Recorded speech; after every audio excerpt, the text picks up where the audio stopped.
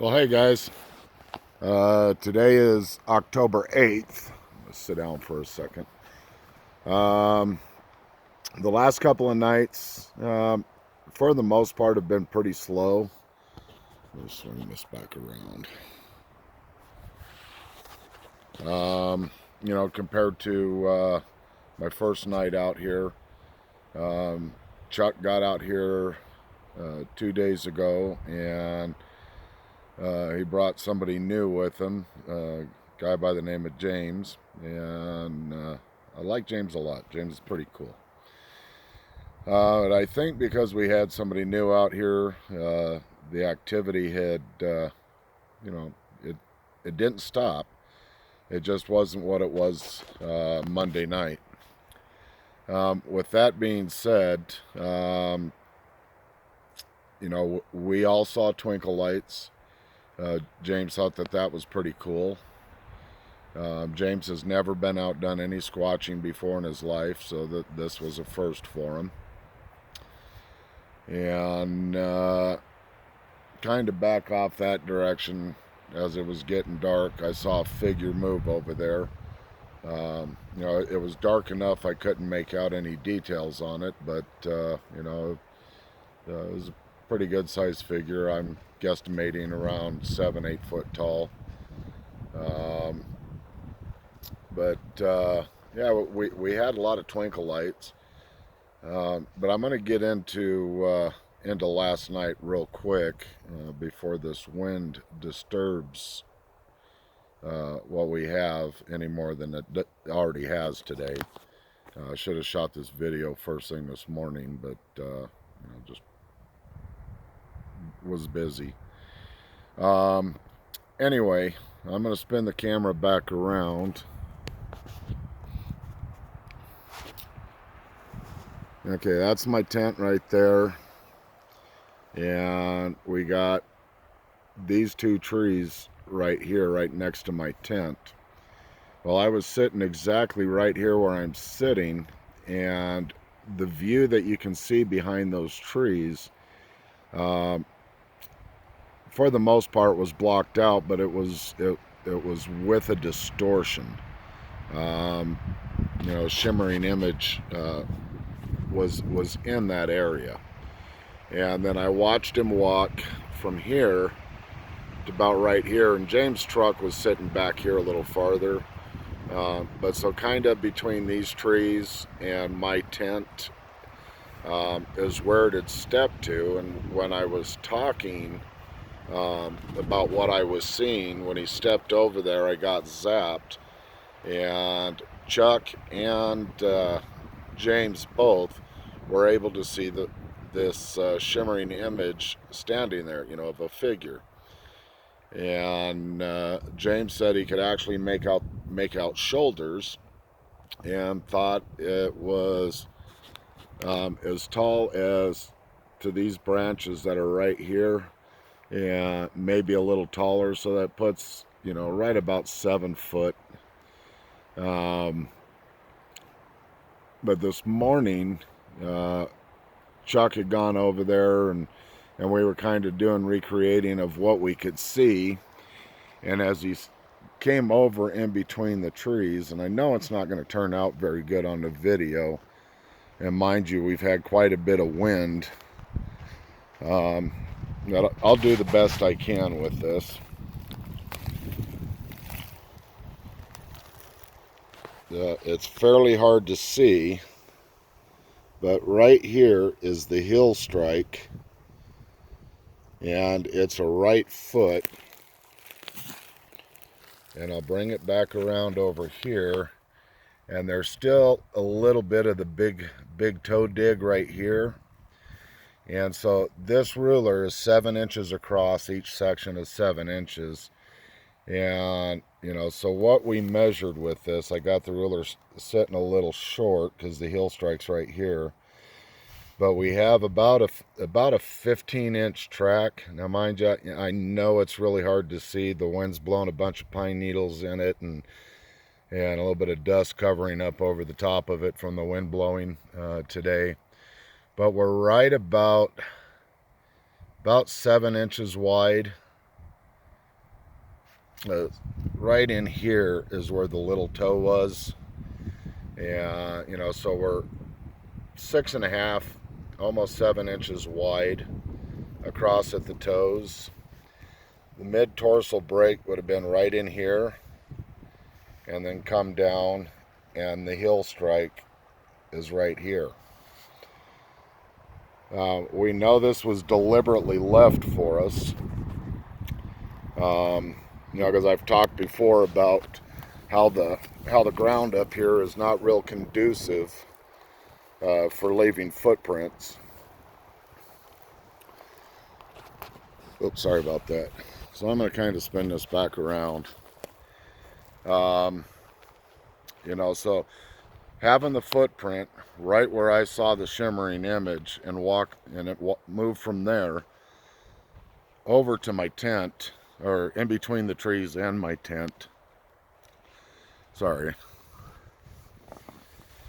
And for James' very first trip out, getting to see the twinkle lights and then to be able to, to see the shimmering image and then follow it up in the morning with a footprint, that was just kind of some of the icing on the cake.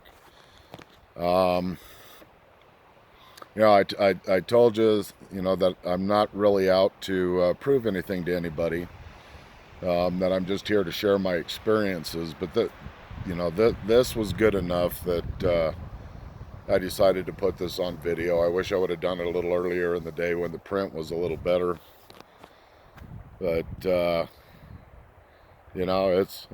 this is real. And James now knows this is real. And I think he's hooked.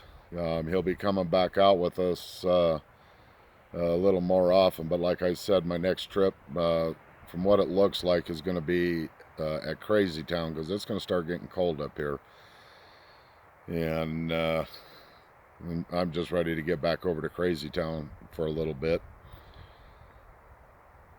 And we'll see what I can finish out the year with, because we are in October, so I don't know how much more time I'm going to get out. Like I said, I'm not reaching my goal of 120 days. By the time this trip is over, well, matter of fact, yeah, today I'm halfway to what my goal was for the year. I'm 60 days out so far.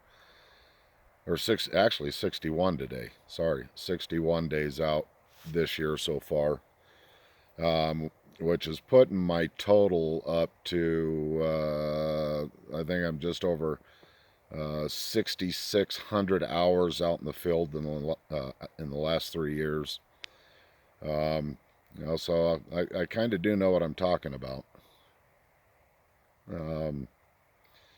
No expert by any means, because there are no experts in this field, but I can tell you I'm a lot farther along than most researchers, just because I'm putting the time out in the field, boots on the ground.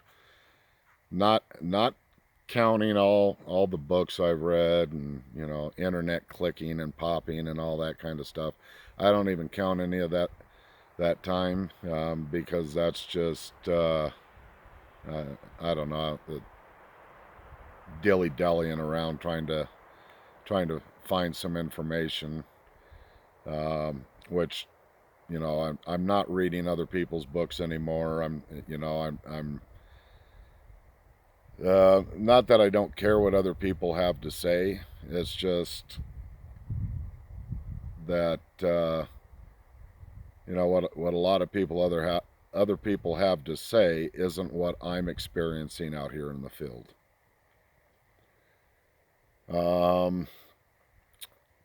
Rob's on his way up here right now as we speak, so I'm guessing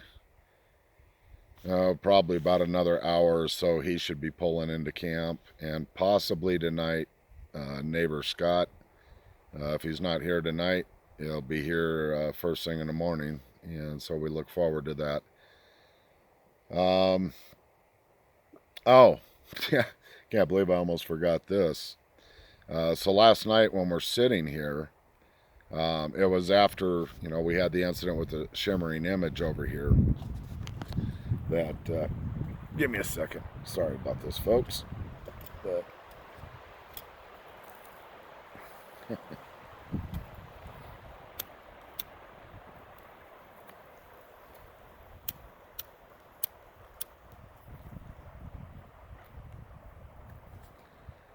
we got it. So yeah, so I'm sitting right here.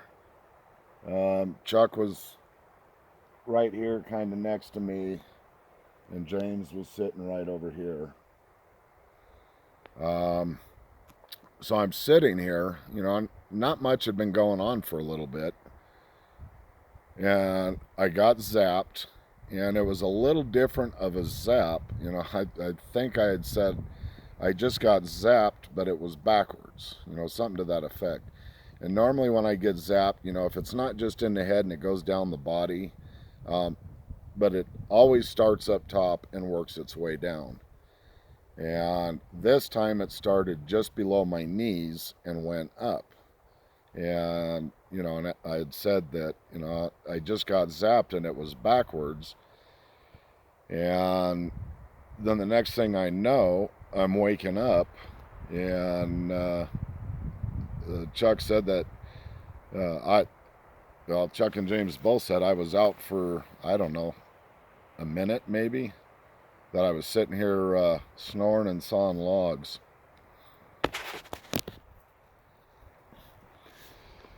Yeah, when I came back to, I was pretty confused, and I'm still confused about everything that had happened with that. And I'm not even going to try and explain it, because that would be like trying to describe the color blue to somebody who's been blind since birth.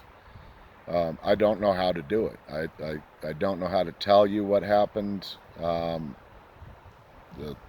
just going to leave it at that. One of my extremely strange moments out here. But tonight, looking forward to a good night tonight, and looking forward to Rob being up here, and Scott and his wife and kids, and it'll be a good time. And then I leave Saturday morning. I've got my baby boy's 4th birthday party Saturday early afternoon, and then I turn around and go to my other grandson's very first football game at 5 o'clock. So it's going to be a busy day Saturday. Anyway, I'm going to give a little pan, and then I'm probably going to call this quits.